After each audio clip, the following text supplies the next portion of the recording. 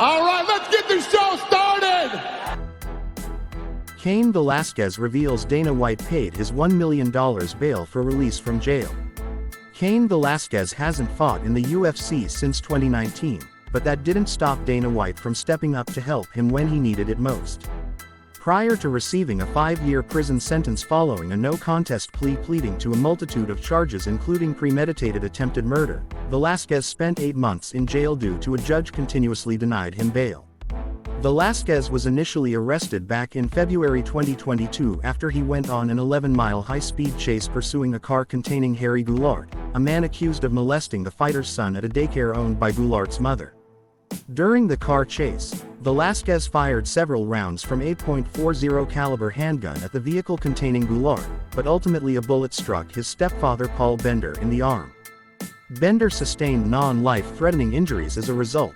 It wasn't until November 2022 that Velasquez was finally granted bail set at $1 million by Judge Arthur Bocanegra, and White immediately stepped up to help the retired fighter. "I don't know if he gave out a statement or something beforehand when I was locked up, and also he did pay my bail as well," Velasquez revealed on a recent episode of the Basement Talk podcast prior to his sentencing. So they're helping. White never publicly addressed paying Velasquez's bail, although he continuously showed support to the former heavyweight champion with public statements and even wrote a letter on his behalf that was presented to the court when Velasquez was trying to get released from jail.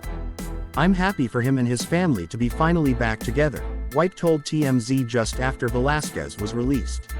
"Cain Velasquez is a good man, he's a good person, and I'm hoping the judge that looked at this case said, you know what? This family has suffered enough. As if the kids haven't suffered enough. They lost their father for almost a year. Hopefully the real justice gets served in this case, and Cain Velasquez, who is a good man, a good father, a good husband, gets to be home with his family." Velasquez remained out of custody until his court hearing in March when Bocanegra sentenced him to 5 years in prison. Prosecutors were seeking 30 years to life behind bars. Due to the months Velasquez spent in jail and on house arrest, he accumulated enough time served to be eligible for parole as early as March 2026.